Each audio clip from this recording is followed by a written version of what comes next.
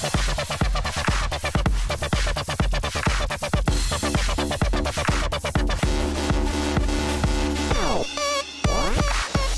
everyone, it's Mindy Rosser here from MindyZone.com, and today I am following up on my first video about media outreach. And I'm going to talk about how to continue that relationship after you made that initial outreach and it was a good impression. I like to use a tool called Buzzstream. I also like to use another tool called Nimble. Those are my two favorite tools for keeping in touch with people online. If I want to keep in touch with people and it's mostly on social media, and I'm not as worried about the blogger side of things, then I usually choose Nimble.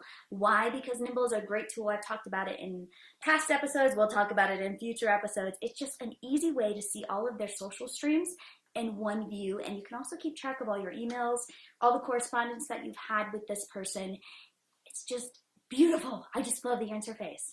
So it's a great way if they are very much on social media. Now, if the person is not very active on social media, or most of your target audiences are not active on social media, but they all have blogs and websites, then I would use a tool like Buzzstream. Buzzstream is a little pricier.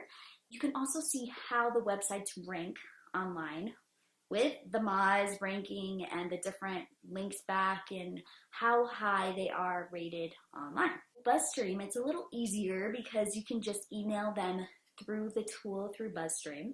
And what you want to do is, after you've nurtured this relationship, maybe you put them into your Buzzstream, maybe you put them into your Nimble, and you want to keep that relationship alive. Maybe you had a successful guest post. Maybe you enjoyed being on their podcast. Maybe you just connected and that was it, and you want to take that relationship farther, but you're not exactly sure how to do it. A good way to do that is to nurture them a little bit more and to put reminders in your system so you don't lose track of all these contacts. As you're building relationships, it's really easy to lose track of who you've already built relationships with and how to keep them up and how to keep in touch with these people.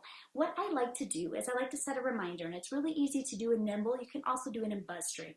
But basically what it does is it reminds me every month or every quarter to touch base with this person. Sometimes touching base is just sharing a social post. Sometimes it's reaching out via email. Sometimes it's inviting them back to be a guest on our show or inviting them to guest blog for us.